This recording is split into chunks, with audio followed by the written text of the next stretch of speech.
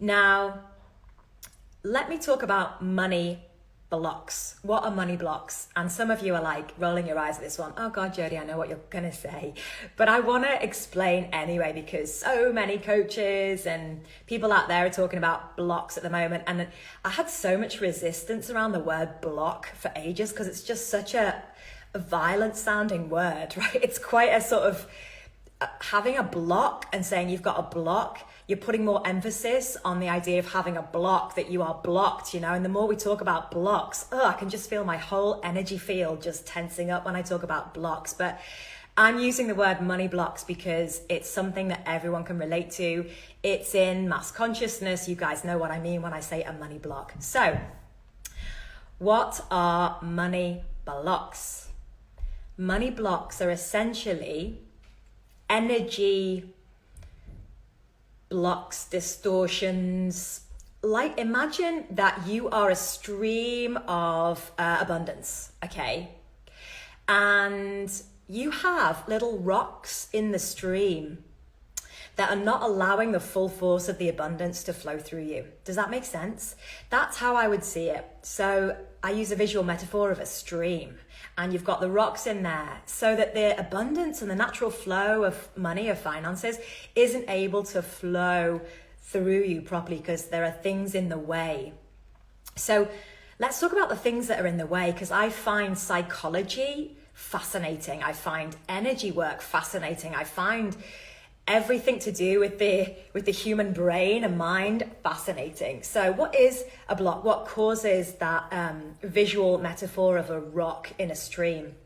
So when you're younger and when you're in your teenage years, as well as your early 20s, and actually you can go through a traumatic experience any time of your life and hold on to the trauma because we don't fully understand how to process that properly, especially when we're a child. So you might go through something when you're younger, and it might be an unfortunate incident or memory or experience to do with money. So it could be that your dad went bankrupt, or it could be that your parents used to stress out so much about money when you were younger because they both had their own businesses and they used to worry about it, and they went through 2 recessions, which is what we did when we were younger.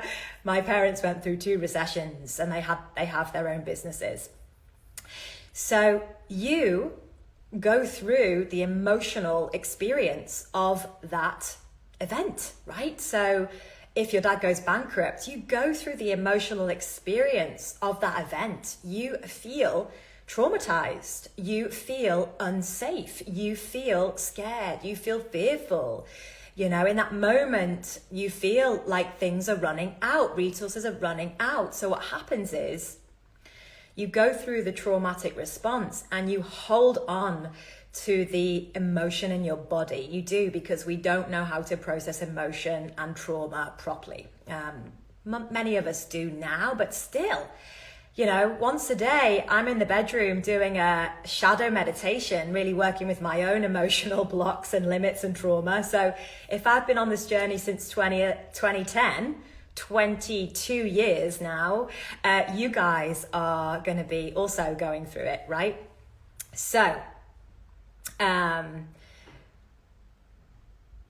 22 years? No, 12 years. I'm like, 12 years. 12 years, still a long time, right? So the blocks are because of all of the things that I just mentioned. So what do we do with them? And so many of you have been DMing me since I started doing lives last week. So I'm doing 2 lives a week at the moment. So many DMs.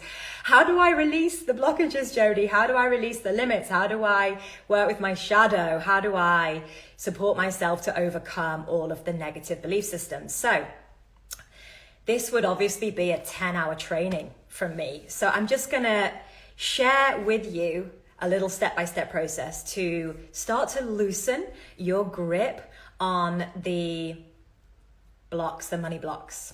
So we talked about the glass ceiling. Now we're going to talk about the money blocks. So, and the two are very interlinked and overlap hugely, because the money blocks create the glass ceiling, right? So money blocks. So here's what you want to do. You want to be very mindful and conscious of what What is it within your relationship with money that triggers you? I did a money quiz last week. Got so many responses to it. So thank you so much, because it gives me so much insight and it allows me to help you effectively. Because I can only make certain amount of assumptions in relation to what you guys are struggling with. So you do a little audit in your relationship with money, in your reality with money, in your dynamics with money. What is it that's really triggering you? Like, are you afraid of running out of money like I was? Are you afraid of running out of money? If that's the case, then what you want to do very gently and softly is you want to get connected to the emotional response in your body that it gives you. Okay, so you may worry about running out of money. You may even create scenarios where you run out of money. Like, you may even overspend and watch in horror as your bank account dwindles away, right? That is very interesting, because that is you actually creating the fear over and over and over again without realizing it. And I'm going to say something quite controversial here. What if subconsciously you were creating those scenarios where you run out of money over and over and over again in order to subconsciously experience the associated sensations, which are not very nice? Fear, anxiety, worry in the tummy, in the digestive system. But here's the thing, don't freak out. When you pinpoint something in your financial reality that triggers you, invest energy in meditation or just sitting there quietly, relax totally. Visualize the scenario in your mind's eye. And then the most important thing, and people do not talk about this enough, the most important thing is connecting to the emotions, the response in your body, and gently allowing yourself to coax yourself in there. And what if, instead of freaking out at this stage or having a panic attack or whatever you do, you go into gratitude first of all, because it's a really powerful reframe of emotion and energy. Thank you so much for these interesting sensations in my body right now. I'm so grateful that I have these and I get to experience these. And you know what? The gratitude is real as far as I'm concerned, because do you know how many years I was disconnected from my emotions and feeling things? Years, most of my life up to early 30s or late 20s. So I'm so grateful that I get to feel sensations in my body, even if they're not very nice, or so we label them as not very nice. But it's time to reframe those emotions so that you can move through more of an emotional release with that. So thank you so much for joining.